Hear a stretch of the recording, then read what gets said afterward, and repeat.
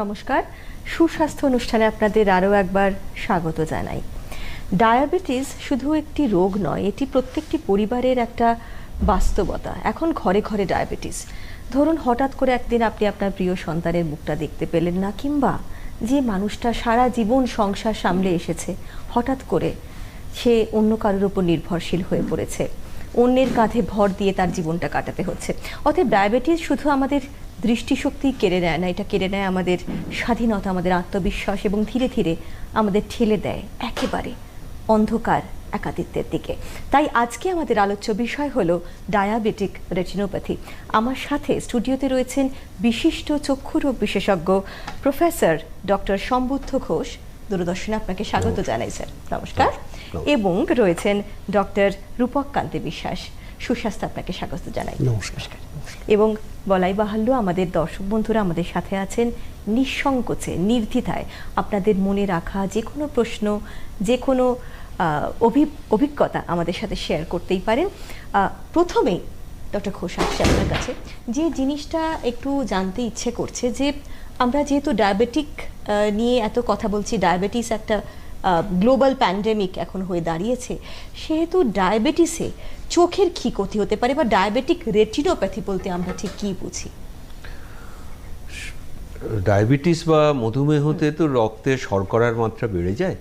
এখন রক্তে শর্করার মাত্রা বাড়লে রক্ত যত আমাদের বিভিন্ন অঙ্গ যেখানে রক্ত পৌঁছচ্ছে সেই সমস্ত অঙ্গেরই কাজকর্ম ব্যাহত হয়।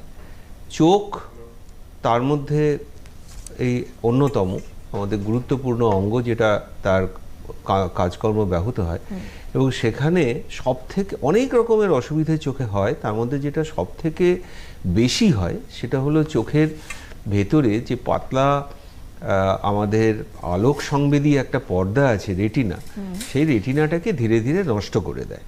এখন রেটিনাকে যেহেতু নষ্ট করে তাই একে রেটিনোপ্যাথি বলে, এবং এটা যেহেতু ডায়াবেটিস অসুখে হয় তাই এটাকে ডায়াবেটিক রেটিনোপ্যাথি বলে। এই বিভিন্ন স্তরে হয়, সেটা আমরা ভবিষ্যতে যখন আলোচনা করব তখন আমরা বোঝাতে পারবো। বেশ, চোখ যেহেতু অত্যন্ত একটি সংবেদন অঙ্গ, ডক্টর বিশ্বাস, এই ডায়াবেটিস রেটিনোপ্যাথিতে চোখে কি কি ধরনের লক্ষণ হতে পারে? রুগী প্রথমে কি বুঝতেই পারবে কি তার রেটিনোপ্যাথি হয়েছে? সে কিভাবে আসবে আপনার কাছে? না, সব ক্ষেত্রেই যে রোগী বুঝতেই পারবে যে তার ডায়াবেটিক রেটিনোপ্যাথি হয়েছে সে তেমনটা নয়। এই জন্য সব থেকে ইম্পর্টেন্ট সেটা হচ্ছে ডায়াবেটিস যাদের থাকে তাদেরকে স্ক্রিনিংটাকে করা। এই স্ক্রিনিংটা যদি ঠিকমতোভাবে সমস্ত জায়গা থেকে যদি স্ক্রিনিংটাকে করা যায়, তাহলে কিন্তু এই ডায়াবেটিক রেটিনোপ্যাথিটাকে আগে থেকে ডিটেক্ট করাটা যায়। আর সব ক্ষেত্রেই যে পেশেন্টের সিমটমস নিয়ে আসবে বা পেশেন্ট দেখতে পাবে বা দেখতে পাচ্ছে না তারপরেই ডায়াবেটিক রেটিনোপ্যাথি শুরু হবে তেমনটা নয়। পেশেন্টের সম্পূর্ণ স্বাভাবিক দৃষ্টিশক্তি থাকা সত্ত্বেও কিন্তু ডায়াবেটিক রেটিনোপ্যাথি হতে পারে, এবং সেই অবস্থাতে যদি তাকে ঠিকমতো চিকিৎসা দেওয়া যায় তাহলে সেই সুস্থ স্বাভাবিক দৃষ্টিটা কিন্তু মেনটেন করে রাখা যেতে পারে। এটাই সব থেকে ইম্পর্টেন্ট মেসেজ আমাদের জন্য। এবং এটা হয়তো আমরা অনেকেই জানি না যে অনিয়ন্ত্রিত এই যে রক্তে যে সুগারের পরিমাণ, সেটা থাকলে চোখের ক্ষতি অবশ্যই হবে, এবং ঠিক কতদিন পরে এই ক্ষতি হতে পারে সেটা যদি একটু বলেন। আসলে ডায়াবেটিস হওয়া, ডায়াবেটিস ধরা পড়া, এই দুটোর ভেতরে একটা পার্থক্য আছে। ডায়াবেটিস হওয়ার পরে সাধারণত বছর 5 পর থেকেই এই রেটিনোপ্যাথি হওয়ার সম্ভাবনা বাড়তে থাকে, কিন্তু মুশকিল হলো যে ডায়াবেটিস হলেই তো আর ডায়াবেটিস ধরা পড়ছে না। ফলে দেখা গেছে যে ডায়াবেটিস ধরা পড়ার পরে, অব্যবহিত পরেই যদি আমরা চোখ পরীক্ষা করি তাহলে শতকরা 20 অর্থাৎ 5 জনের 1 জনের ডায়াবেটিক রেটিনোপ্যাথি পাওয়া যাবে। অতএব আমাদের যেটা বলার সেটা হচ্ছে ডায়াবেটিস ধরা পড়ার সঙ্গে সঙ্গে, বিশেষ করে যাদের টাইপ 2 ডায়াবেটিস, ইনসুলিন যাদের লাগে না, তাদের কিন্তু সঙ্গে সঙ্গেই চোখ পরীক্ষা করে দেখতে হবে। এই যে আপনি অঙ্কটা বললেন, এটা অত্যন্ত ভয়াবহ একটা নাম্বার। ডক্টর বিশ্বাস, ধাপে ধাপে ডায়াবেটিস কিভাবে চোখের ক্ষতি করতে পারে সেটা যদি একটু আপনি আমাদের ডিটেলস একটু বুঝিয়ে বলেন। তার আগে আমি আর একটা যখন এই স্ট্যাটিস্টিক্সের কথায় উঠছে, দেখা গেছে যে অলমোস্ট যাদের 20 বছরের বেশি ডায়াবেটিস আছে এইরকম রোগীর মধ্যে অলমোস্ট তাদের 70% লোকের কিন্তু কোনো না কোনো ফর্মের ডায়াবেটিক রেটিনোপ্যাথি ধরা পড়েছে। তার মানে একজন রোগী যার 20 বছর থেকে ডায়াবেটিস আছে, এরকম 100 জন রোগীর মধ্যে 70 জন রোগী কিন্তু ডায়াবেটিক রেটিনোপ্যাথিতে আক্রান্ত হওয়ার সম্ভাবনা, সেটা যে কোনো ফরম্যাটেই হোক, কম থেকে শুরু করে সিভিয়ার ফর্মে। আমি এখানে ছবির মাধ্যমে একটু দেখাবো, যদি ছবিটা শেয়ার করেন ওখানে। এটা ডায়াবেটিক রেটিনোপ্যাথির বিভিন্ন ধরনের। প্রথমেই কিন্তু একেবারে অ্যাডভান্স স্টেজে পৌঁছে যায় না ডায়াবেটিক রেটিনোপ্যাথি।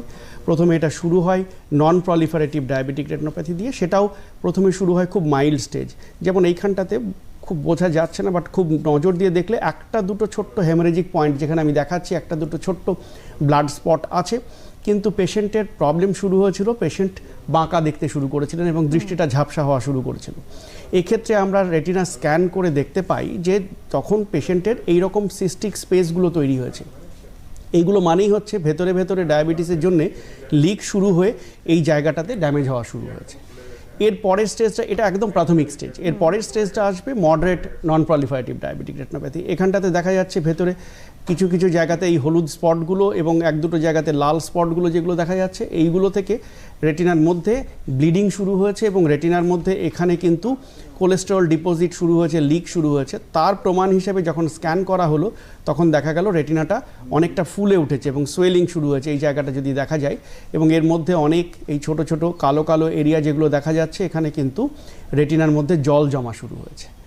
এটা যদি আরও অ্যাডভান্স স্টেজে চলে যায় তখন কিন্তু দেখা যায় যে এই যে আরও হলুদ স্পটগুলো প্রমিনেন্ট হয়েছে, আরও বেশি লাল স্পটগুলো দেখা যাচ্ছে, অলমোস্ট সব জায়গা, সমস্ত কোয়াড্রান্টে দেখা যাচ্ছে, মানে রেটিনার সব অংশেতেই কিন্তু এই হেমারেজিক এই ব্লিডিং এরিয়াগুলো দেখা যাচ্ছে। এটা সিভিয়ার ফর্মে চলে গেল এবং তখন কিন্তু দেখা যাচ্ছে রেটিনাটা আরও বেশি ফুলে উঠেছে এবং রেটিনার মধ্যে এই কালো এরিয়াগুলো আরও বেশি করে দেখা যাচ্ছে। এইভাবে বিভিন্ন স্টেজে, এর পরের স্টেজে প্রলিফারেটিভ হয়ে গেলে পরে তখন কিন্তু চোখের মধ্যে নতুন রক্তের নালী তৈরি হওয়া শুরু হয় এবং এখানে বিভিন্ন এরিয়াতে দেখা যাচ্ছে একটা একটা করে এইরকম ব্লিডিং স্পট যেগুলোকে আমরা বলি, রেটিনার সামনে ভিট্রিয়াস জেলি যেটা থাকে তার মধ্যে শুদ্ধ ব্লিডিং হওয়া শুরু হচ্ছে। এই স্টেজে আসলে পরে তখন কিন্তু আমাদের অপারেশন করার জায়গাতে চলে আসে, তখন আর লেজার বা ইনজেকশনে কাজ হয় না, যেগুলো ট্রিটমেন্ট নিয়ে আমরা পরে আলোচনা করব। সেটাই বোঝা গেল যে এটা খুবই দুর্ভাগ্যজনক যে যতদিনে রোগী বুঝতে পারছে যে তার চোখে ক্ষতি হয়ে গেছে, তার মানে নিঃশব্দে এই রোগটি আসছে। প্রথম দিকে রোগী মানে কতদিন অন্তর অন্তর একজন রোগী আসা উচিত, বা ধরুন অনেক সময় পেশেন্টরা এসে বলে আমার তো খালি চশমার সমস্যা হচ্ছে, একটু পাওয়ারটা আপনি একটু দেখে যদি পাল্টে দেন তাহলেই যথেষ্ট। সেই ক্ষেত্রে আপনি রোগীকে কি ধরনের অ্যাডভাইস দেবেন? আমি প্রথম যে কথাটা বললাম যে যারা টাইপ 2 ডায়াবেটিস, তাদের সঙ্গে সঙ্গে প্রথম দেখা দরকার, প্রথমবার স্ক্রিনিংটা হবে ধরা পড়ার সঙ্গে সঙ্গে। টাইপ 1 ডায়াবেটিসদের ক্ষেত্রে 5 বছর ধরা পড়ার 5 বছর পর অবধি অপেক্ষা করা যায়, কিন্তু প্রত্যেক বছরে দেখতে পারলে ভালো হয়। এছাড়া কিছু রিস্ক ফ্যাক্টর আছে, যে রিস্ক ফ্যাক্টরগুলো যদি থাকে, মানে যেগুলো সম্ভাবনা বাড়িয়ে দেয়, তাহলে অনেক আগে বা অনেক দ্রুত তার চোখের চিকিৎসকের পরামর্শ নিতে হবে। যেমন যার এর সঙ্গে সুগার বেশি থাকছে, কন্ট্রোল হচ্ছে না, যার ব্লাড প্রেশার বেশি থাকছে, কোলেস্টেরল বেশি থাকছে, যার অ্যানিমিয়া আছে, এবং গর্ভবতী অবস্থায় যাদের ডায়াবেটিস ছিল, তারা যখন গর্ভাবস্থা হলো তাদের ডায়াবেটিক রেটিনোপ্যাথির চান্স বহুগুণ বেড়ে যায়। ফলে এই পরিস্থিতিগুলোতে বিশেষ যত্ন নিতে হবে এবং তাকে নিয়মিত চোখের চিকিৎসা করতে হবে। চোখের চিকিৎসা মানে চোখকে দেখা মানে শুধুমাত্র পাওয়ার টেস্ট করা নয়। চশমার পাওয়ার টেস্ট করে হয়তো সে ভালো দেখতে পাচ্ছে, কিন্তু ভেতরে ভেতরে যে ছবিগুলো আপনারা দেখলেন সেগুলো হয়তো হয়েই চলেছে। বাড়তে বাড়তে এমন একটা পর্যায়ে গেল যে পর্যায়ে গিয়ে ওই রক্ত বেরিয়ে এলো পুরো চোখটা জুড়ে, এবং তখন করণীয় খুব কম আছে। তার আগে অনেক সহজে এই অন্ধত্বকে ঠেকানো যায়।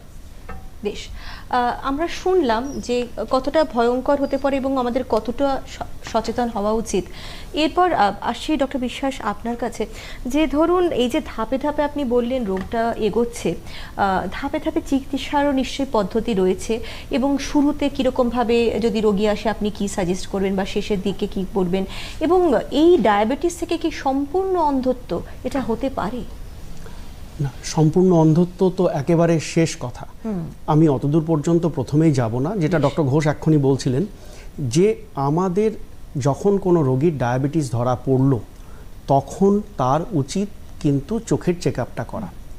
এই প্রথম চেক আপের পর থেকেই কিন্তু তার ক্ষেত্রে সিদ্ধান্ত নেওয়া হবে যে তার কোন স্টেজে আছে, আদৌ ডায়াবেটিক রেটিনোপ্যাথি আছে কিনা। যদি কারো ডায়াবেটিক রেটিনোপ্যাথি না থাকে তাহলে পরে তাদের কিন্তু আমরা 1 বছরে একবার করে চেক করতে বলি, আর তার সাথে সাথে টাইট সুগার কন্ট্রোল রাখতে বলি। যদি দেখা যায় যে না, তার এই রকম আমি যে 3টে ধাপ দেখালাম, মাইল্ড, মডারেট বা সিভিয়ার ডায়াবেটিক রেটিনোপ্যাথি শুরু হয়েছে, সেই রকম স্টেজের কিন্তু এক একটার এক এক রকমভাবে কতদিন অন্তর অন্তর আমরা চেক আপ করতে থাকবো এবং তার কি চিকিৎসা সেটা একটা নির্দিষ্ট ধারা মেনে আমরা করি। কাজেই সেটাও আমাদেরকে সেইভাবেই আমাদেরকে এগোতে হবে। কাজেই প্রথম চিকিৎসাটা খুব জরুরি, তার উপরে বিচার করে আমরা এগোবো যে কিভাবে আমরা নেক্সট স্টেপটা ডিসাইড করব। বেশ, এই প্রথম ধাপের চিকিৎসাটা ডক্টর ঘোষ কিভাবে এগোনো যেতে পারে? প্রথম চিকিৎসাটা নির্ভর করছে যে ডায়াবেটিস যে রেটিনোপ্যাথি সেটা কোন স্টেজে আছে। আমাদের ডায়াবেটিক রেটিনোপ্যাথিতে যে দৃষ্টি শক্তি চলে যায় তার সবথেকে বড় কারণ হলো চোখের ভেতরে জল জমা, যেটাকে আমরা বলি ডায়াবেটিক ম্যাকুলার এডিমা। এখন খুব উন্নত বিভিন্ন চোখের ছবির পরীক্ষার বন্দোবস্ত হয়েছে, যেগুলোর মাধ্যমে আমরা খুব সহজে ধরতে পারি এবং মাপতে পারি যে তার চোখের ভেতরে কতটা জল জমলো। তো সেক্ষেত্রে সেই ছবি দেখে আমরা সিদ্ধান্ত নিই যে সেই পেশেন্টের লেজার মানে এক ধরনের রশ্মি প্রয়োগ করে অথবা চোখের ভেতরে ইনজেকশন দিয়ে সেই জল কমিয়ে দেওয়ার চেষ্টা করতে হবে। এছাড়াও ডায়াবেটিক রেটিনোপ্যাথির এই যে বাকি উনি বর্ণনা করলেন ডক্টর বিশ্বাস, যে সিভিয়ার স্টেজ বা আরও বেশি যখন রক্তক্ষরণের অবস্থা হয়েছে সেই সময়ও লেজার বা ইনজেকশন করে সেইটা আরও বেড়ে যাওয়াটাকে বন্ধ করা সম্ভব। কিন্তু একটা জিনিস মনে রাখতে হবে যে যত আগে শুরু করা যাবে তত কম চিকিৎসায় সেই রুগীর এবং কম খরচের চিকিৎসায় সেই রুগীর ভালো হওয়ার সম্ভাবনা বা দৃষ্টিশক্তি রক্ষা করার সম্ভাবনা বেশি থাকবে। যত দেরি হয়ে যাবে সেটা কঠিন হয়ে যাবে। এই ছবিটা এই প্রসঙ্গেই এই ছবিটা আমি একবার দেখিয়ে দিতে চাইছি। লেজার পিডিআর বলে যে ছবিটা আছে এখানে, এটাতে এই কালো স্পট যেগুলো আছে এই অংশগুলোতে অ্যাকচুয়ালি পেশেন্টের রেটিনার মধ্যে এখানে লেজার করা হয়েছিল এবং তাতে ডায়াবেটিস কন্ট্রোলটা খুব সুন্দরভাবে রাখার ফলে এই পেশেন্টটা কিন্তু অলমোস্ট প্রায় 15-20 বছর থেকে ডায়াবেটিক রেটিনোপ্যাথি নিয়ে ভুগছেন, কিন্তু তা সত্ত্বেও তার দৃষ্টিশক্তি একদম 100% দৃষ্টিশক্তি আছে। দ্যাটস হোয়াট টাইমলি ইন্টারভেনশন আমরা যে কথাটা বলি, সময় থাকতে চিকিৎসা করাটা খুব জরুরি এবং তার জন্যে কিন্তু বারবার চোখের চেক আপ করানোটা জরুরি এবং সেই মতোভাবে ট্রিটমেন্টটাকে আমরা ডিসাইড করব। সেটাই, ডায়াবেটিসের এই ফলো আপটা খুব ইম্পর্টেন্ট এবং সে ব্যাপারে কোনো অবহেলা একবারেই নয়। যেহেতু ডক্টর ঘোষ আপনি সরকারি সংস্থার সাথে যুক্ত রয়েছেন, জানতে চাইবো এই যে লেজার বা ইনজেকশনের সম্বন্ধে যেটা আমরা একটু শুনলাম, কি কি ধরনের সরকারি পরিষেবা সাধারণ মানুষ পেতে পারে? ডায়াবেটিক রেটিনোপ্যাথির জন্য যে পরীক্ষা নিরীক্ষা দরকার, দুটো পার্ট আছে, একটা পরীক্ষা নিরীক্ষা আর একটা হচ্ছে চিকিৎসা। এই দুটোই অন্তত সবকটা মেডিকেল কলেজ যে কটা রয়েছে সরকারি মেডিকেল কলেজ সেখানে পাওয়া যায় এবং সেগুলো কিন্তু একদম বিনামূল্যেই পাওয়া যায়। যদিও আমি বললাম যে এই ইনজেকশন একটা আমি কথা বলেছি, এটা খুবই তার দাম অনেক বেশি, কিন্তু এখনও কিন্তু আমাদের এখানে মূল্যবান এই ইনজেকশনটাও আমরা সরকারি পরিষেবাতে আমরা বিনামূল্যে পেশেন্টদের প্রয়োজন অনুযায়ী আমাদের দিতে পারি। ফলে মেডিকেল কলেজগুলোতে যদি তারা যোগাযোগ করেন তাহলে কিন্তু এই পরিষেবা তারা পেতে পারেন। এটা অত্যন্ত একটি আশার বার্তা। দর্শক বন্ধু আমাদের সঙ্গে রয়েছেন, একটু সমস্যাটা শুনে নিই আমরা। হ্যালো, নমস্কার, কে বলছেন? হ্যালো, হ্যাঁ বলুন, শুনছি। আমি বলছি আমার সমস্যাটা হলো আমার যখন দূরে প্রবলেম হলো চোখে দেখার, তখন আমাদের লোকাল ডাক্তার যে আছে তাকে দেখালাম। সে তো আমাকে সুগার চেক আপ করতে বলেনি, সে তো ডাইরেক্ট আপনার পাওয়ার দিয়ে চশমা দিয়ে দিল। তারপরে যখন আমি সুগার চেক করালাম তখন ধরা পড়লো আপনার সুগার আছে। সেটা নিয়ে যদি অল্প ব্যাখ্যা করে বলেন ভালো হয়। অবশ্যই, আপনি শুনতে থাকুন ডক্টর বিশ্বাস। এটা একদম খুব সুন্দর একটা পয়েন্ট উনি তুলে এনেছেন যে সব ক্ষেত্রে কিন্তু যে চোখের প্রবলেম ডায়াবেটিক রেটিনোপ্যাথিটাই শুধু হবে ডায়াবেটিসের জন্য তাও নাও হতে পারে। চোখের কম দেখা এরকম বহু পেশেন্ট আসেন যাদের ধরাই পড়েনি যে ডায়াবেটিস আছে, তারা চোখে কম দেখছেন, এবং সেক্ষেত্রে আমরা যখন তাকে রিফ্র্যাকশন করলাম, চশমার পাওয়ার দিলাম, দেখা গেল একটা সিগনিফিক্যান্ট পাওয়ার চেঞ্জ হয়ে গেছে। এবং তার যখন চেক আপ করা হলো তখন রেটিনার মধ্যে একটা দুটো ব্লিডিং স্পট দেখা গেল। তখন আমরা সাসপেক্ট করলাম যে ওনার নিশ্চয় ডায়াবেটিস আছে, এবং তখন ব্লাড টেস্ট করে দেখা গেল ওনার 450 কি 500 ব্লাড সুগার লেভেল। এই পেশেন্টকে আমরা চশমার পাওয়ার চেঞ্জ করারও দরকার হয় না, তখন যদি আস্তে আস্তে আস্তে আস্তে ব্লাড সুগারটা ধীরে ধীরে কন্ট্রোল করা যায়, দেখা যায় ওনার আবার আগের জায়গাতে উনি ফিরে আসতে পারেন। কাজেই সবসময় রেটিনোপ্যাথির জন্যেই চোখে কম দেখবেন এমনটা কিন্তু নয়। খুব সাডেনলি যদি ব্লাড সুগার বেড়ে যায় তাহলেও কিন্তু একটা চোখের প্রবলেম হতে পারে, এবং সেক্ষেত্রে সুগার কন্ট্রোলটাই একমাত্র। এবং সব ক্ষেত্রে, শুধু এটা নয়, সুগার কন্ট্রোলটা কিন্তু আমাদের প্রাইমারি শর্ত ডায়াবেটিক রেটিনোপ্যাথি চিকিৎসার জন্য। প্রথমে উনি যে কথাটা বলেছিলেন যে এই অসুখটার নাম ডায়াবেটিক রেটিনোপ্যাথি। ডায়াবেটিক মানে হচ্ছে ডায়াবেটিসের জন্যে, রেটিনোপ্যাথি মানে রেটিনার অসুখ, এবং শরীরের অন্যান্য অংশগুলোও তো ক্ষতিগ্রস্ত হবে। অতএব মূলটাকে আমাদেরকে আসল জায়গাটাকে আমাকে আগে ঠিক করতে হবে, তার পাশাপাশি চোখের চিকিৎসা চলবে। আমি এই কথাটা যেটা আপনাকে বললাম একটু আগে, যে চশমা পরীক্ষা করলেই চোখের পরীক্ষা শেষ হয়ে যায় না। চোখের পরীক্ষা আরও বিস্তারিত না করলে কিন্তু ডায়াবেটিক রেটিনোপ্যাথি ধরা পড়বে না।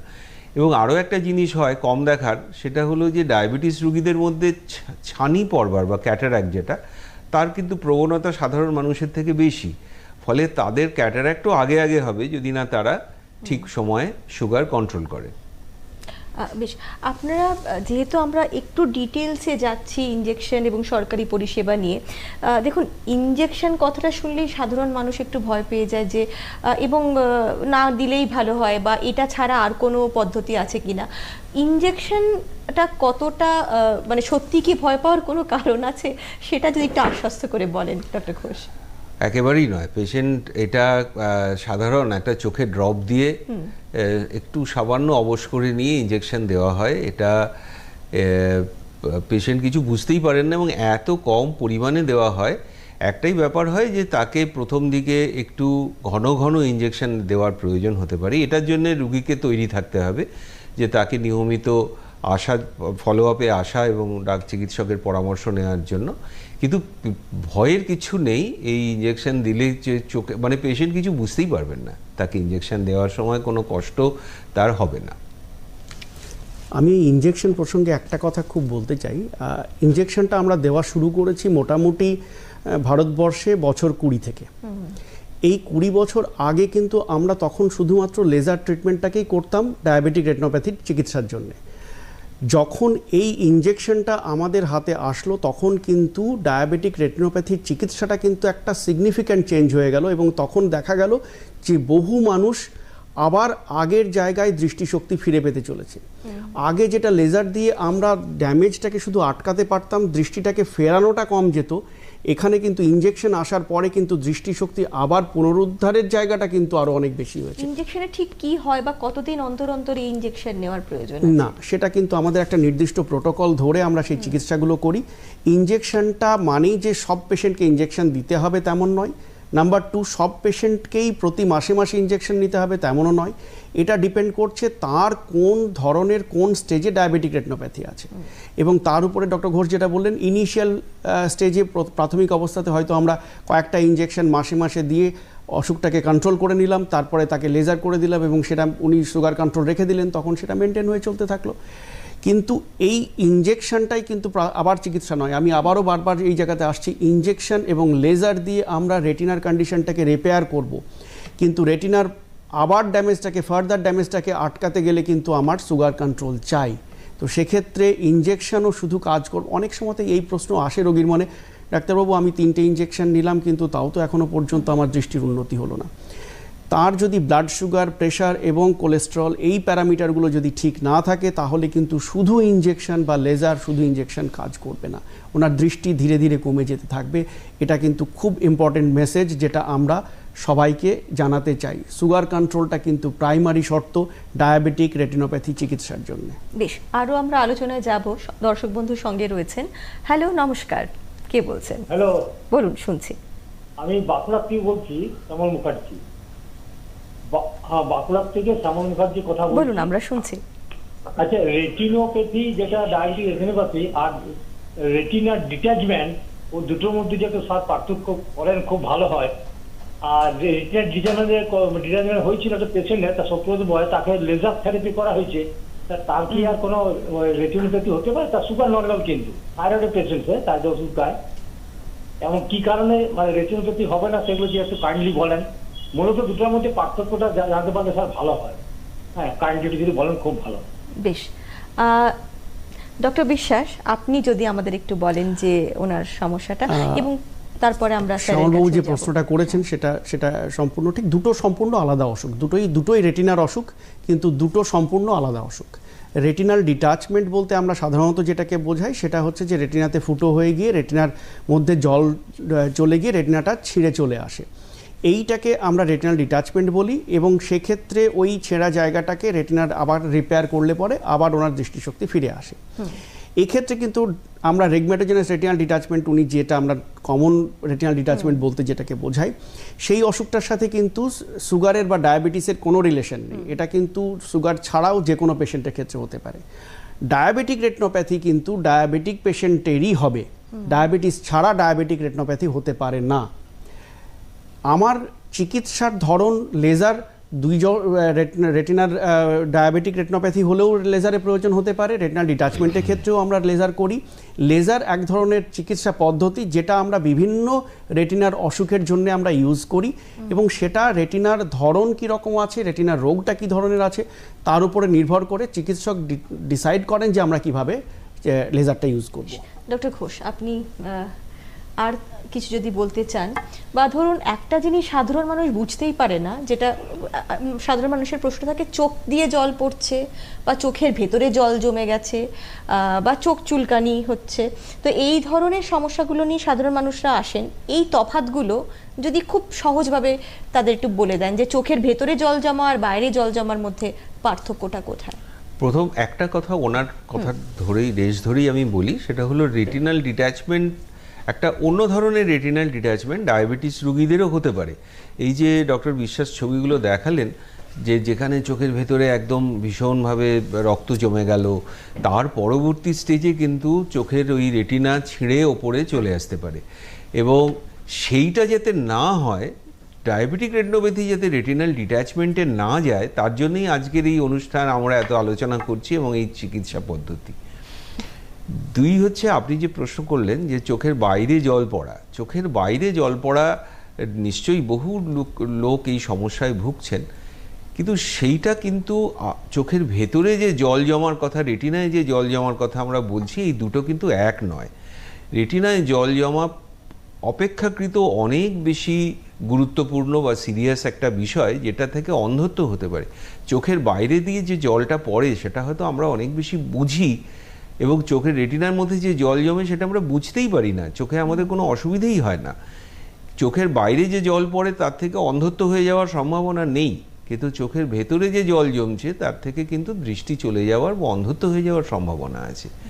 কাজেই এই দুটোর মধ্যে কিন্তু বিরাট পার্থক্য আছে। এইটা আমাদের সবাইকে আমি বোঝাবো। আমরা চোখে চোখ লাল হচ্ছে, ব্যথা করছে, এইগুলোকেই গুরুত্ব দিয়ে থাকি।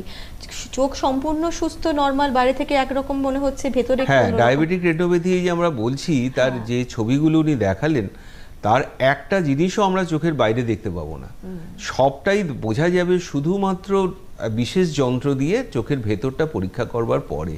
সেটাই এই ডায়াবেটিক রেটিনোপ্যাথির সব থেকে বড় সমস্যা, যে না পেশেন্টদের কোনো উপসর্গ হচ্ছে শুরুতে, এবং না তারা বাইরে থেকে কিছু উপসর্গ দেখতে পাচ্ছেন বা বাড়ির লোক দেখতে পাচ্ছেন, যেটা দেখে তারা আন্দাজ করবেন যে ভেতরে ভেতরে এত বড় একটা অসুখ তার হয়ে চলেছে।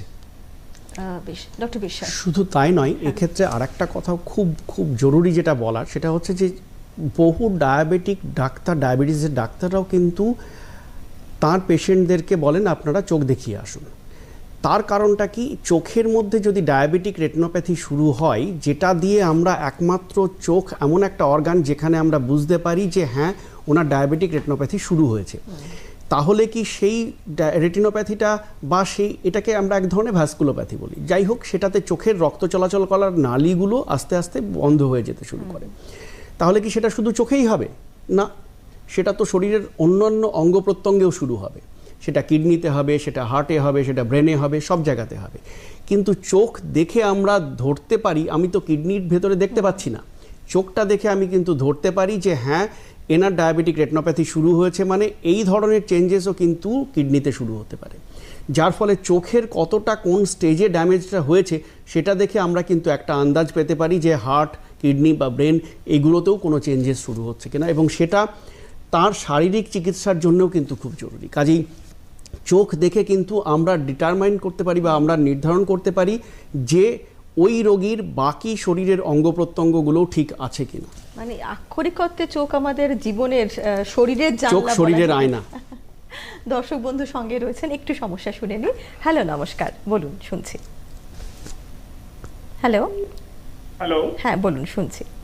হ্যাঁ স্যার, আমি আয়ন বেড়া বলছি তারকেশ্বর থেকে। স্যারের কাছে এটাই প্রশ্ন হচ্ছে, আমার মা বর্তমানে 48 বছর বয়স, তিনি কলকাতার আরআইও চিকিৎসাধীন ডায়াবেটিক রেটিনোপ্যাথি। ওনার গত এপ্রিল মাসে একটা বিপিএস ইঞ্জেকশন করেছে। ওনার কি রিপোর্ট দিয়েছিলাম, ডিসক্রিপশনের পরে রিপোর্টটা ডাক্তারবাবু বলছে অনেকটা ইমপ্রুভ হয়েছে, এরপরেও কি আরো ইঞ্জেকশন নেওয়ার প্রয়োজন আছে? আর ওনার বলেছিলেন চোখে স্ট্রোক হয়েছে, চোখের জন্য কি ওষুধ খাবেন? এখন বর্তমানে উনি 75 থাকে। বেশ, আরো একজন দর্শক বন্ধু সঙ্গে রয়েছেন, একটু সমস্যাটা শুনে নি। হ্যালো, নমস্কার। নমস্কার ম্যাডাম। শুনছি, বলুন। নমস্কার। তো আমার না চোখের ডায়াবেটিস, আমার 75 বছর বয়স, 75 প্লাস। আমার চোখে না ডায়াবেটিস হয়, ডাক্তাররা যে দেখে মাঝে মাঝেই হয়, এটা চোখটা লাল হয়ে যায়, তখন দেখতে পাই না। আবার ডাক্তার ওষুধ দেন, দিলে আবার ঠিক হয়ে যায়, আবার দিলে আবার বারবার হয়ে গেল, চোখে কি হয় মাঝে মাঝে। বেশ, আরো একজন দর্শক বন্ধু রয়েছেন, অবশ্যই শুনতে থাকুন। হ্যালো, নমস্কার, কে বলছেন, কোথা থেকে বলছেন? সম্ভবত যোগাযোগ বিচ্ছিন্ন হয়েছে। প্রথম প্রশ্নে আমরা চলে যাব যে ডক্টর ঘোষ, আপনি কি বলতে চান? না, উনি অত চিকিৎসা খুব ভালো জায়গাতেই শুরু হয়েছে, এবং উনি যে প্রশ্ন করলেন যে একটা ইঞ্জেকশন দিয়ে তার কিছুটা মানে উন্নতি হয়েছে, তার মানে এটা বোঝা গেল যে ওই ইঞ্জেকশন সেই রোগীর ক্ষেত্রে কাজও করেছে। এখন আমি যেটা প্রথমেই বললাম যে এটা কিন্তু নির্ভর করছে আপনার খুব নিয়মিত ডাক্তার চিকিৎসকের কাছে যাওয়া, এবং তিনি দেখে দেখে বিভিন্ন সময়ে ঠিক করবেন যে কখন ছবি নেওয়া দরকার, এবং সেই দুটো জিনিস দেখে, মানে ক্লিনিক্যাল এক্সামিনেশন এবং ইমেজ, এই দুটো জিনিস দেখে ঠিক করবেন যে কটা ইঞ্জেকশন ওনার কখন লাগবে। সাধারণভাবে ডায়াবেটিসে প্রথম পরপর 3 মাসে 3টে ইঞ্জেকশন দেওয়া হয় সাধারণভাবে, বা 6 সপ্তাহ বাদে বা 1 মাস বাদে বাদে, এবং প্রথম 2 বছরে যতগুলো ইঞ্জেকশন লাগে তারপরে ইঞ্জেকশনের সংখ্যা অনেক কমে যায়। ফলে প্রথম দিকে হয়তো একটু বেশি সংখ্যায় ইঞ্জেকশন লাগছে, তাতে হতাশ হবেন না, কারণ দেখা গেছে যে এই ইঞ্জেকশন যারা দিচ্ছেন তারা দ্বিতীয়, তৃতীয়, চতুর্থ বা পঞ্চম বছরে গিয়ে তাদের কখনো একটা বা দুটো ইঞ্জেকশন লাগছে। ফলে প্রথম বছরগুলোতে একটু বেশি ইঞ্জেকশন লাগতে পারে, সেটাই হতাশার কোনো কারণ নেই। বেশ, খুব সুন্দর করে আপনি সহজভাবে, একটু মনের জোর নিশ্চয়ই পাবেন দর্শক বন্ধুরা। ডক্টর বিশ্বাস, দ্বিতীয় ফোনে আইরাইটিসের সমস্যা রয়েছে, সেটা যদিও আজকে আমাদের আলোচনা থেকে একটু আলাদা, আপনি যদি এই সম্বন্ধে একটু কিছু সম্পূর্ণ বলেন। অন্য একটা অসুখ। আইরাইটিস কিন্তু ডায়াবেটিসের সাথে কোনো সম্পর্ক নেই। আইরাইটিস আমরা ইউজুয়ালি এটা অটো ইমিউন ডিজিজের মধ্যে আমরা ফেলি, যে ক্ষেত্রে উনি যেটা বললেন আমার বারবার এটা ফিরে আসছে, ফিরে আসার সম্ভাবনা থাকে, কিন্তু এমন কিছু ওষুধ আছে যেগুলো দিলে পরে সেই ফিরে আসা, যাদের ক্ষেত্রে বারবার এটা ফিরে আসে, সেই ক্ষেত্রে আমরা ফিরে আসার সম্ভাবনাটাকে আমরা আটকাতে পারি সেই ওষুধ দিয়ে। তো সেক্ষেত্রে নিশ্চয়ই ওনার ডায়াবেটিস, ওনার চিকিৎসক যিনি আছেন তিনি চক্ষুরোগ বিশেষজ্ঞ, নিশ্চয়ই সেটা ওনাকে গাইড করতে পারবেন। বেশ, আবার একটু আমরা যেহেতু ডায়াবেটিস নিয়ে আলোচনা করছি ডক্টর ঘোষ, ডায়াবেটিসের সাথে হাইপারটেনশন এবং কোলেস্টেরলের সমস্যা, সেগুলো নিশ্চয়ই জড়িয়ে রয়েছে অঙ্গাঙ্গিভাবে। দর্শক বন্ধু সঙ্গে রয়েছেন, সমস্যাটা একটু জেনে নিয়ে আমরা পুরো আলোচনায় ফিরে আসবো। হ্যালো, নমস্কার, কে বলছে? আচ্ছা। হ্যালো, নমস্কার। বলুন, শুনছি। আমার ঘরে আমার মেয়ে অসুস্থ পেশেন্ট, ওর হাঁটু ব্লক হয়ে গেছে, হিপ বল ড্যামেজ হয়ে গেছে, এরকম একটা পরিস্থিতি। তার মধ্যে ওর চোখে ইদানিং একটু কম দেখতে পাচ্ছে। বেশ, এটা কি থেকে কি পরিস্থিতি এবং আমার কি? আচ্ছা, ওনার কি ডায়াবেটিস আছে? ওনার কি ডায়াবেটিস হ্যাঁ, আছে? ডায়াবেটিস আছে। বেশ, ডায়াবেটিস আছে। হ্যাঁ, বেশ, আমরা ঠিক আছে, আপনি শুনতে থাকুন। ডক্টর বিশ্বাস, অবভিয়াসলি একটা ইমোবাইল কন্ডিশন রয়েছে, উনি হাঁটাচলা করতে পারছেন না, সেক্ষেত্রে কিভাবে কতদিন অন্তর উনি চোখের চিকিৎসা করাবেন? না, এটা তার আগে দেখতে হবে উনি এটা এই হাঁটুর সমস্যা শুরুর আগেও তো ডায়াবেটিস নিশ্চয় ওনার ছিল, সেক্ষেত্রে ওনার লাস্ট কবে চোখ দেখানো হয়েছিল। যদি সেক্ষেত্রে দেখা যায় যে না, ওনার সেরকম কোনো আগেও কোনো ডায়াবেটিক রেটিনোপ্যাথি কিছু নেই ডায়াবেটিস সত্ত্বে, এবং সেটা 1 বছরের মধ্যে, এবং সুগার কন্ট্রোল আছে, তাহলে চিন্তার কোনো কারণ নেই। সেক্ষেত্রে উনি হাঁটুর প্রবলেমটা সুস্থ হয়ে উঠলে পরে তখন আবার চোখের চিকিৎসা দেখে, চোখের স্ক্রিনিং আমরা যেটা বলি, চোখ দেখানো, রেটিনা চেক আপ করে সেটা দেখে নেওয়া যেতে পারে। যদি এর মধ্যে দেখা যায় যে না, আগে ওনার শিডিউল ডিউ ছিল, তাহলে কিন্তু আমাদেরকে এর মধ্যেই কোনো এক সময়তে স্ক্রিনিংটা করে নিতে হবে। বেশ, আমরা এবার যেহেতু সময় খুব কম, বাকি প্রশ্নগুলো একটু তাড়াতাড়ি যাওয়ার চেষ্টা করব। আমরা যে আলোচনাটা করছিলাম ডক্টর ঘোষ, যে ডায়াবেটিসের সাথে হাইপারটেনশন এবং হাই কোলেস্টেরল এগুলো থাকলে কি কি ধরনের ক্ষতি আরও হতে পারে, বা পেশেন্টের কি করা উচিত? আমরা তো বললাম যে ডায়াবেটিক রেটিনোপ্যাথির যদি আমরা সবথেকে গুরুত্বপূর্ণ কারণ বলি, তাহলে একটা গুরুত্বপূর্ণ কারণ হলো ডিউরেশন, অর্থাৎ কত বছর ধরে ডায়াবেটিস আছে। তারপরের যে দ্বিতীয় গুরুত্বপূর্ণ কারণ, সেটা হলো আমাদের রক্তে শর্করার পরিমাণ। কিন্তু দেখা গেছে যে রক্তে শর্করা পরিমাণ কম আছে, তাতে অনেক লোক নিশ্চিন্ত হয়ে আছেন যে আর চোখ দেখাচ্ছেন না, যে আমার তো ডায়াবেটিক রেটিনোপ্যাথি হবে না, আমি তো রক্তে শর্করা নর্মাল, স্বাভাবিক। তা কিন্তু নয়। অর্থাৎ আপনার যেদিন থেকে ডায়াবেটিস শুরু হলো, সেদিন থেকেই আপনার ঘড়ি চলতে শুরু করেছে, এটা মাথায় রাখতে হবে যে আমার কিন্তু ডায়াবেটিক রেটিনোপ্যাথি হওয়ার সম্ভাবনা আছে। শর্করা নিয়ন্ত্রণ থাকলে নিশ্চয়ই কম হবে, সম্ভাবনাটা কম, এবং ধীরে ধীরে বাড়বে। খুব হঠাৎ করে অনেকখানি অ্যাডভান্স স্টেজে চলে গেল, এটা হবে না। এর সঙ্গে দেখা গেছে যে ব্লাড প্রেশার, যদি রক্তচাপ আমাদের, সেটা যদি কম রাখা যায়, তাহলেও ডায়াবেটিসের রেটিনোপ্যাথির যে শুরু হওয়া, অনসেট, সেটাকে পিছিয়ে দেওয়া যায়, এবং তার খুব দ্রুত বেড়ে যাওয়াকে পিছিয়ে দেওয়া যায়। কোলেস্টেরল, আপনি বলেন, কোলেস্টেরলের সমস্যা হচ্ছে, এক তো ডায়াবেটিক রেটিনোপ্যাথি বাড়ায়, আর দ্বিতীয়ত যাদের কোলেস্টেরল বেশি, তাদের রক্ত শিরা থেকে ওই জলের সঙ্গে ওই কোলেস্টেরলগুলো বেরিয়ে এসে আমাদের রেটিনাতে জমা হয়, ফলে চিকিৎসার পরেও তাদের দৃষ্টি আর বাড়তে চায় না। ফলে এই সবকটা জিনিসকেই একই সঙ্গে আমাদের নজর দিতে হবে, এবং চিকিৎসা করে এদের সবকটাকেই নিয়ন্ত্রণে রাখতে হবে। বেশ, ডক্টর বিশ্বাস, খুব সুন্দর করে আমরা শুনলাম, কিন্তু এরপর একটু জানবো যে আপনি আমাদের বললেন যে একটা সময় চোখের ভেতরে রক্তক্ষরণ হতে পারে, মানে একটা স্টেজে এবং শেষের দিকেই ধরা যাক, সেক্ষেত্রে রোগী কি করবে, তখন কি দেখবে, কিভাবে সে আসবে, বা তার কি কি ধরনের পদ্ধতি, পরীক্ষা নিরীক্ষা, সেই জায়গাটা যদি আমরা একটু ছুঁয়ে যাই। রক্তক্ষরণ তো প্রাথমিক স্টেজে হয় না, একেবারে যেটা আমরা আগে আলোচনা থেকে বুঝতে পারলাম। প্রাথমিক স্টেজে যখন তার নন প্রলিফারেটিভ ডায়াবেটিক রেটিনোপ্যাথির কথাটা বলছিলাম, তখন থেকে যদি তাকে ফলো আপ করা যায়, এবং ব্লিডিং হওয়ার আগেও আমরা কিন্তু নতুন রক্তের নালী যখন থেকে তৈরি হচ্ছে, তখনই যদি আমরা তাকে ডিটেক্ট করে নিতে পারি, তাহলে আগে থেকে টাইম থাকতে যদি তাকে আমরা লেজার করে দিই, তাহলে পরে কিন্তু এই ব্লিডিংটা প্রিভেন্ট করা যায়। আর ব্লিডিং হওয়া মানে উনি দেখতে পাবেন হচ্ছে বিভিন্ন রকমভাবে কালো কালো স্পট, অনেক রকম, প্রচুর, কেউ বলেন যে অনেক কালো মেঘের মতো জিনিস চলে আসলো হঠাৎ করে বেশ কিছু মাছির মতো উঠতে শুরু করলো। এই জিনিসগুলোকেই সাধারণত পেশেন্ট এসে কমপ্লেন করে, তখন আমরা রেটিনা এক্সামিনেশন করে দেখতে পাই যে এখানে ব্লিডিং আছে, এবং তার লেজার ট্রিটমেন্ট বা ইনজেকশন, সেগুলো ট্রিটমেন্ট শুরু করি। বেশ, এবং তাতে কোনো ব্যথার কোনো সম্ভাবনা নেই, যে একটা ব্যথা হচ্ছে, ব্যথা নিয়ে রোগী আসছে, সেসব কিছু এক্ষেত্রেও কিন্তু এই পুরোটাই কিন্তু ডায়াবেটিক রেটিনোপ্যাথির ক্ষেত্রে পুরোটাই বেশিরভাগ ক্ষেত্রেই কিন্তু কোনো ব্যথা ছাড়াই কিন্তু দৃষ্টিহীনতা বা দৃষ্টি কমে যাওয়ার সম্ভাবনা থাকে। এক্ষেত্রে ব্যথা কিছুই হয় না। বেশ, আরো আলোচনা এগিয়ে যাব। দর্শক বন্ধু সঙ্গে রয়েছেন। হ্যালো, নমস্কার, কে বলছেন? হ্যালো, হ্যাঁ বলুন, শুনছি। হ্যাঁ, আমি বলছি যে আমার ডায়াবেটিস আছে প্রায় 2 বছর, এবং এটা কন্ট্রোলে আছে। হ্যাঁ, ডায়াবেটিক আমি কন্ট্রোলে আছে, 6.5 HbA1c। তো আমার দুটো চোখেই ফেকো করা আছে, তো বেশি এটা কোনো প্রবলেম নেই, কিন্তু এমনি চোখ দিয়ে জল পড়ে, মানে খুব বেশি মোবাইল টোবাইল দেখলে না, এটা বুঝতে পারছি যে বেশি মোবাইল দেখলেই হয়, এছাড়া অন্য কোনো সময় জল পড়ে না। কিন্তু মোবাইল দেখলে পরে, বেশি মোবাইল দেখলে পরে জলটা আসে আর কি। আর ডায়াবেটিকটা কন্ট্রোলে আছে। বেশ, অত্যন্ত সচেতন একজন দর্শক বন্ধু রয়েছেন, এটা খুবই একটা আশার কথা। আরো একজন দর্শক বন্ধু রয়েছেন। হ্যালো, নমস্কার, বলুন, শুনছি। হ্যালো, হ্যাঁ বলুন, শুনছি। আমি বিথারি শরৎনগর থেকে আবু শাহর মন্ডল বলছিলাম। হ্যালো, হ্যাঁ বলুন, আমরা শুনছি। আমি বিথারি স্বরূপনগর থেকে। আপনার সমস্যাটা যদি বলেন।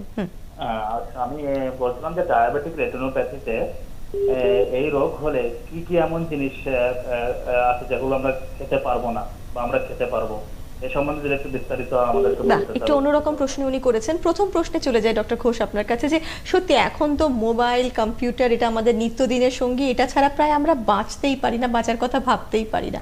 ডায়াবেটিসের সাথে এর সম্পর্ক কি পাই, এবং যে বন্ধু আমাদের ফোন করলেন, প্রথমে আমি ওনাকে অভিনন্দন জানাবো যে উনি HbA1c করেছেন এবং সেটা 7-এর নিচে আছে।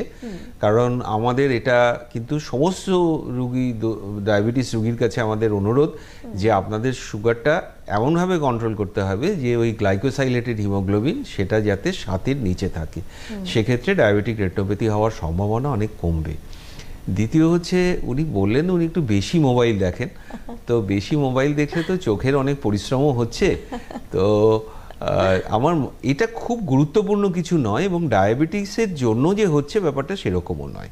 ডায়াবেটিক রেটিনোপ্যাথিতে আমি আগেও বলেছি যে চোখের বাইরে দিয়ে জল পড়ছে বা চোখের বাইরে ব্যথা হচ্ছে, এই সমস্যাগুলো হয় নাটাই কিন্তু সমস্যা। কাজেই এটা নিয়ে আপনি নিশ্চিন্ত থাকুন যে ওটা ডায়াবেটিক রেটিনোপ্যাথির জন্য নয়। সেটাই, মানে যদি চোখে যন্ত্রণা হতো, লাল হতো, এগুলো হলে আমরা খানিকটা সচেতন হই। অবশ্যই আমরা সাধারণত ব্যথাটা খুব ইম্পর্টেন্ট, ব্যথা হলে আমরা ডাক্তারবাবুর কাছে যাব, কিন্তু ব্যথাও হয় না, কিছুই হয় না, অতএব চোখে দেখতেও পাচ্ছি। সব থেকে সমস্যা হলো যে চোখে দেখতেও পাচ্ছি, তাহলে আর চিকিৎসকের কাছে যাব কেন? সেটাই আমাদের ডায়াবেটিক রেটিনোপ্যাথির সব থেকে বড় সমস্যা। ডায়াবেটিসের সাথে খাবারও একটা সম্পর্ক রয়েছে, সেটা আমরা অবশ্যই জানবো। দর্শক বন্ধু সঙ্গে রয়েছেন, একটু সমস্যাটা জেনে নিয়ে আমরা পুরনো আলোচনায় ফিরে আসছি। হ্যালো, নমস্কার, কে বলছেন?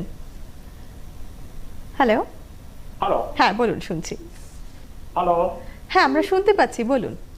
হ্যাঁ, আমি মহেশতলা থেকে এ দাস কথা বলছি। আমার বয়স 60 ইয়ার্স, আমার বয়স 60 বছর। হ্যাঁ, বলছি যে আমার দীর্ঘদিনের সমস্যা ড্রাই আইস। এই নিয়ে অনেক ডাক্তার দেখিয়েছি, অনেক টেস্ট হয়েছে, ভালো ভালো জায়গায় ভালো ভালো টেস্ট করিয়েছি, কিন্তু সমস্যার জায়গায় থেকে যাচ্ছে। এই সমাধানটা কি? বেশ, আপনি শুনতে থাকুন, আমরা নিশ্চয়ই আলোচনা করব। আর সম্ভবত যোগাযোগ বিচ্ছিন্ন হয়েছে। ডক্টর বিশ্বাস, আগে আমরা ডায়াবেটিসের সাথে খাবার যে সম্পর্ক, যে ভদ্রলোক প্রশ্নটা করলেন, সেটা আমরা আগে একটু শুনে নিই। ডায়াবেটিক রেটিনোপ্যাথির সাথে কিন্তু ডাইরেক্টলি খাবারের সম্ভাবনা, মানে সম্পর্কটা খুব কম। আবার সেই একই জায়গাতে আমরা ফিরে যাচ্ছি যে সুগার কন্ট্রোলের জন্য যে খাবারের মানা আমরা সাধারণত বলি সেগুলো শুদ্ধ, সেইগুলো মেনে চললে পরেই কিন্তু ডায়াবেটিক রেটিনোপ্যাথিটাকেও আমরা মেনটেন করে রাখতে পারবো। এক্ষেত্রে আরেকটা প্রশ্ন খুব ইম্পর্ট্যান্ট, আমরা ডায়াবেটিসটাকে কিন্তু লাইফস্টাইল ডিজিজ বলি, যার ফলে একটা নিয়মিত খাদ্যাভ্যাস ছাড়াও একটা নিয়মিত শরীরচর্চা বা একটা এক্সারসাইজ, হাঁটা, এগুলো কিন্তু খুব জরুরি ডায়াবেটিক রেটিনোপ্যাথিটাকে আটকানোর জন্যে এবং ডায়াবেটিক রেটিনোপ্যাথিটাকে নেক্সট স্টেজে যাওয়ার থেকে আটকানোর জন্যে। বেশ, আরও একজন দর্শক বন্ধু যেটা বললেন যে ড্রাই আই এর সমস্যা হচ্ছে, ওনার সম্ভবত উনি বুঝেছেন চিকিৎসার মাধ্যমে, সেক্ষেত্রে এর সাথে ডায়াবেটিসের সাথে কি ড্রাই আই এর কোনো সম্পর্ক রয়েছে? ডায়াবেটিসে ড্রাই আই এর সম্ভাবনা আরও বেড়ে যায়, তবে ড্রাই আই এর আরও অনেক কারণ আছে। ফলে ড্রাই আই হলেই যে সেটা আবার ডায়াবেটিক রেটিনোপ্যাথি হয়েছে বা রেটিনায় ড্যামেজ হচ্ছে, ব্যাপারটা এরকম নয়। ডায়াবেটিসের সাথে, মানে ডায়াবেটিস ধরুন একজন রোগীর হয়েছে, সেই সময় আমরা অনেক সময় বলে থাকি যে এখন আপনি চশমাটা না নিলেই ভালো হয়, কিছুদিন পরে চশমার পাওয়ারটা করালে ভালো হয়। এই আলোচনাগুলো আমরা করব। দর্শক বন্ধু অনেকক্ষণ ধরে অপেক্ষা করছেন, একটু শুনে নিচ্ছি। হ্যালো, নমস্কার। হ্যালো, হ্যাঁ বলুন, শুনছি। বলছি যে আমি সল্টলেক থেকে বলছি। আমার বয়স হলো 81 বছর।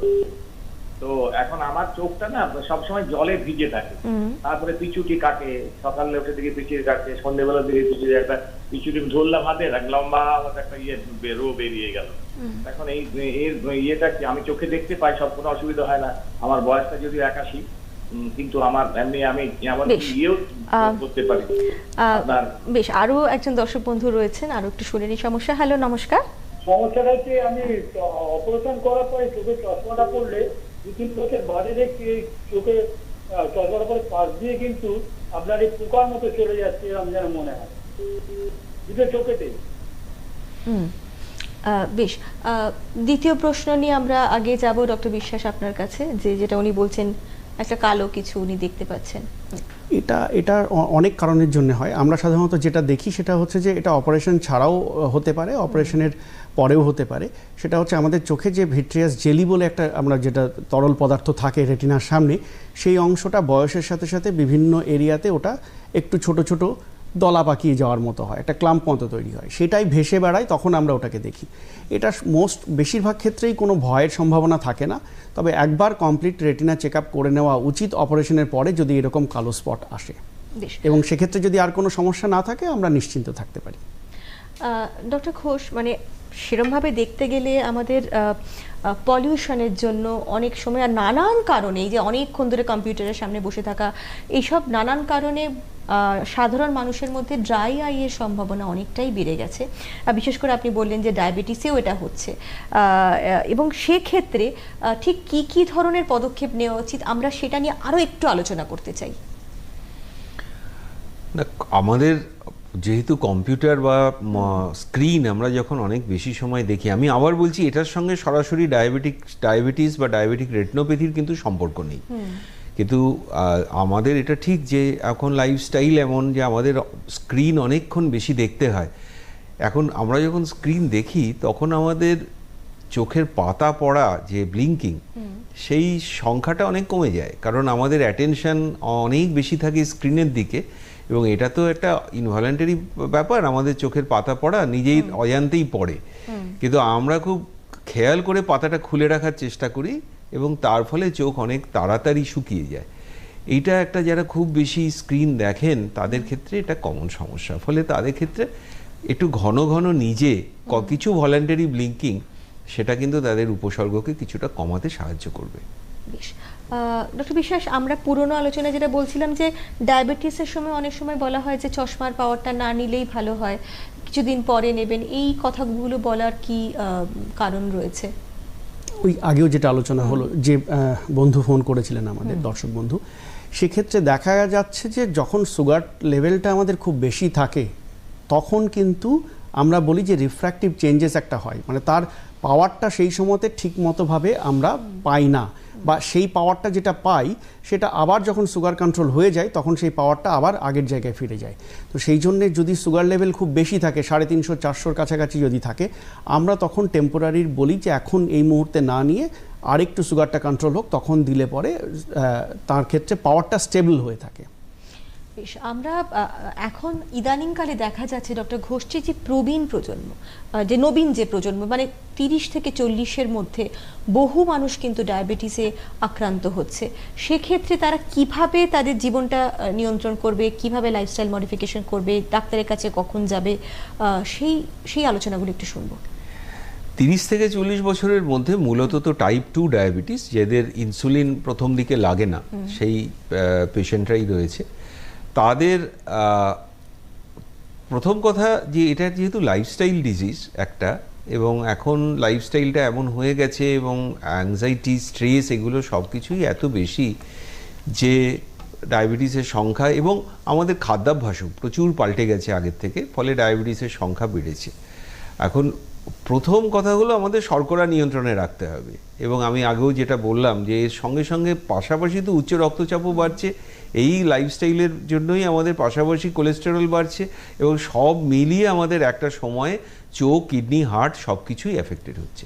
30-40 বছর বয়সে যখন হচ্ছে তখন খুব একটা কিছু বোঝাই যাচ্ছে না, কিন্তু যখন 50, 55, 60 বছর বয়স হচ্ছে তখন এই রুগীরা কিন্তু চোখের অসুখ, কিডনির অসুখ, হার্টের অসুখ সব একসঙ্গে তাদের দেখা দিচ্ছে, এবং তখন সবকটা চিকিৎসা তাদের যাওয়া, চিকিৎসকের কাছে যাওয়া খরচ সাপেক্ষ হয়ে যাচ্ছে, যেহেতু দেরি হয়ে গেছে। ফলে 30-40 বছর বয়সে যখন আপনাদের ডায়াবেটিস ধরা পড়লো কোনো রোগীর, তখন আমার তাদের কাছে অনুরোধ যে তখনই আপনারা লাইফস্টাইল মডিফিকেশান সিস্টেমিক কন্ট্রোল, মানে সুগারের ডাক্তারকে ভালোভাবে দেখিয়ে, মেডিসিনের ডাক্তারকে দেখিয়ে সুগার, কোলেস্টেরল, ব্লাড প্রেশার এগুলো কন্ট্রোল করা, এবং ধরা পড়ার সঙ্গে সঙ্গে, যেহেতু এটা টাইপ 2 ডায়াবেটিস, ধরা পড়ার সঙ্গে সঙ্গে চোখ দেখানো এবং চোখের চিকিৎসকের কথা অনুযায়ী আপনার ফলো আপকে নির্ধারণ করা, যে কতদিন বাদে বাদে আপনার তার কাছে আবার যেতে হবে। এই সবকটা জিনিস চোখ দেখানো মানে, আবার আমার অনুরোধ, যে শুধুমাত্র চশমা পরীক্ষা নয়। আমরা একটা কথা খুব সুন্দর বলি, your retina is watching your sugar. আমরা এখানেও দেখালাম কথাটা, আপনার চোখ কিন্তু আপনার সুগারের উপরে নজর রাখছে। অতএব আপনাকে সচেতন হতে হবে, আপনাকে সচেতন হতে হবে। দর্শক বন্ধু সঙ্গে রয়েছেন, বহু মানুষ ফোন করছেন, বোঝা যাচ্ছে যে সচেতনতা। হ্যাঁ বলুন, শুনছি। হ্যালো, নমস্কার। হ্যালো, হ্যাঁ বলুন। আমার বিরাটি থেকে অশোক আচার্য বলছিলাম, 71 বছর বয়স। আমার ডায়াবেটিস আছে অনেক দিন, কারণ 22-23 বছর হবে, আরো বেশি হবে। কিন্তু আমার রিসেন্টলি চোখের একটু ধরা পড়েছে, বলে ডাক্তার দেখিয়েছিলাম, ডাক্তার বলেছে, ওষুধ দিয়েছে, বলেছে যে ছানিটা একটা চোখে, ডান চোখে ছানিটা অল্প অল্প আসছে, এই ওষুধটা দিয়ে তারপরে আবার আমাকে যেতে বলেছে। এটার জন্য কি ইয়ে আছে? আপনি শুনতে থাকুন, আমাদের আরো একজন দর্শক বন্ধু রয়েছেন। হ্যালো, নমস্কার। হ্যালো, নমস্কার। হ্যাঁ বলুন। আমার 65 বছর বয়স। সন্ধ্যার পরে অন্ধকারে কখনো কখনো দেখি একটা লাইট আমার পাশ দিয়ে বেরিয়ে যাচ্ছে, হালকা একটা লাইট কিছু যেন বেরিয়ে গেল। এমনি আমার পাওয়ার আছে, একটা চশমা ইউজ করি, হালকা পাওয়ার আছে, সুগার টুগার কিছু নেই। হ্যাঁ, বেশ, এটাই আমার প্রশ্ন। দ্বিতীয় প্রশ্নে আগে আমরা যাই। ডক্টর ঘোষ, আপনি এ ব্যাপারে কিছু যদি বলতে চান। না, চোখে যে হঠাৎ করে একটা আলো উনি দেখতে পেলেন, অন্ধকার ঘরে মনে হলো একটা আলো চলে গেল। আমাদের চোখের যে আমরা এত আলোচনা করছি রেটিনা, এটা হলো একটা আলোক সংবেদী পর্দা। কোনো কারণে যদি এই রেটিনা সেটা স্টিমুলেটেড হয়, তাহলেই কিন্তু আমাদের একমাত্র যে জিনিসটা আমরা দেখব, অনুভব করব, সেটা হচ্ছে আলো। ফলে এখানে কিন্তু উনি এটা যখন লক্ষ্য করেছেন, অবশ্যই খুব ভালোভাবে রেটিনা পরীক্ষা করা দরকার, কারণ রেটিনা যদি কখনো কোনো ফুটো হয়, ছিঁড়ে যায়, তাহলেও এই জিনিসটা হতে পারে। আবার যখন শুরুর দিকে ওই যেটা ডক্টর বিশ্বাস ব্যাখ্যা করলেন, যে জেলি একটা আছে যেটা দলা পাকিয়ে যায়, সেটা যখন শুরু হয় তখনও আমাদের রেটিনার উপরে অল্প অল্প টান পড়ে। সেটা যে সবসময় রেটিনাকে ছিঁড়ে দেয় তা নয়, কিন্তু এই এমন একটা উপসর্গ, যে উপসর্গে অবশ্যই একটা সম্পূর্ণ রেটিনা পরীক্ষা এটা করা দরকার। তবে এবং যদি এখানে কোনো ছেঁড়া বা ফুটো কিছু থাকে, তাহলে সেটা লেজার দিয়ে এখনই কোনো অসুবিধেই নেই, সেটা চিকিৎসা করে দেওয়া যাবে। ডক্টর বিশ্বাস, আরও একজন যে দর্শক বন্ধু বললেন যে ওনার সুগারের সাথে, সেই প্রশ্নটাই বারবার যাবো, যে সুগারের সাথে যদি ছানি পড়ে বা ক্যাটরাক্ট হয়, তখন কি কি ধরনের বাড়তি সাবধানতা নেওয়া উচিত, বা উনি কি করবেন এই প্রসঙ্গে? না, এক্ষেত্রে সুগারের পেশেন্টের ক্ষেত্রে আমরা যেটা আলোচনা করছিলাম, তার মধ্যে ডক্টর ঘোষ আগেও বলেছিলেন যে সুগারের পেশেন্টের ক্ষেত্রে কিন্তু একটা সম্ভাবনা থাকে যে তাদের ছানিটা আরেকটু তাড়াতাড়ি এসে যাওয়া, এবং সেটা যদি সুগার আনকন্ট্রোল থাকে, তাহলে কিন্তু সেটার সম্ভাবনা আরেকটু বেশি থাকে। এক্ষেত্রে আমাদেরকে নর্মাল যেভাবে আমরা ছানি অপারেশন করি, সেভাবেই ছানি অপারেশন করা যেতে পারে ওনার ক্ষেত্রে, কিন্তু তার আগে সুগার কন্ট্রোলটা কিন্তু খুব ভালো করে রাখতে হবে। আনকন্ট্রোল সুগার নিয়ে ছানি অপারেশন করলে পরে বহু ক্ষেত্রেই অনেক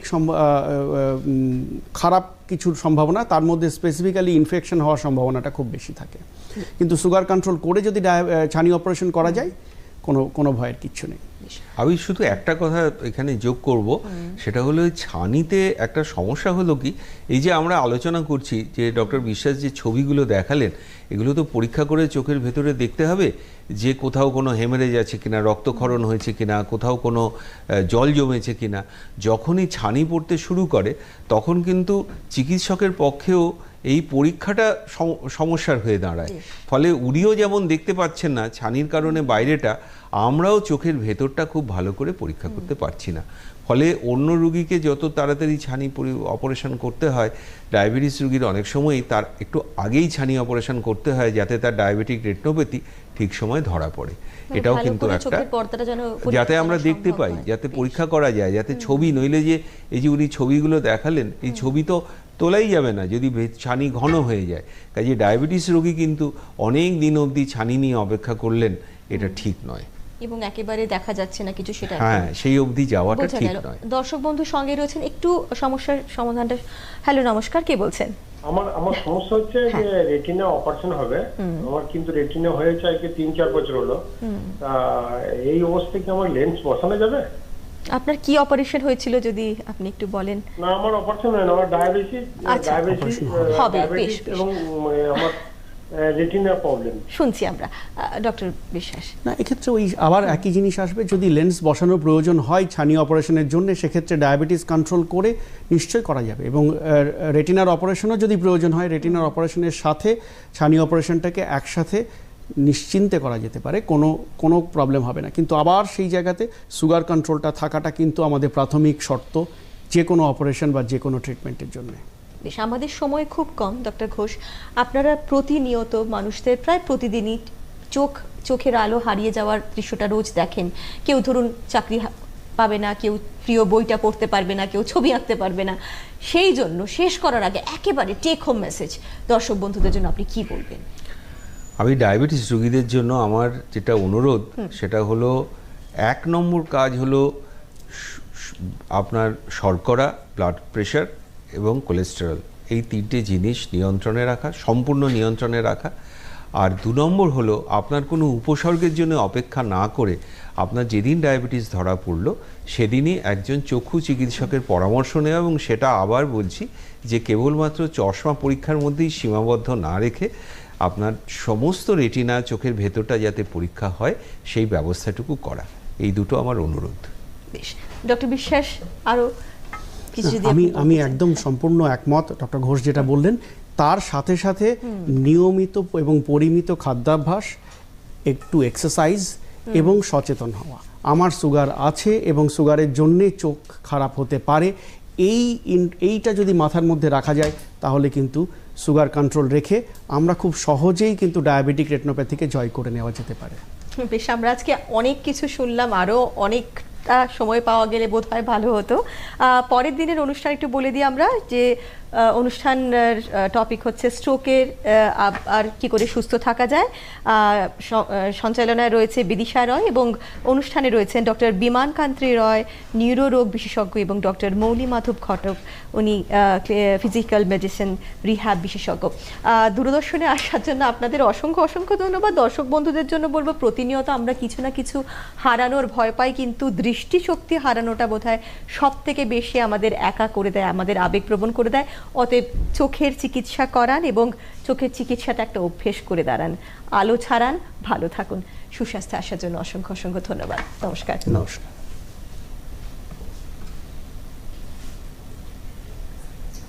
থ্যাংক ইউ। Thank you.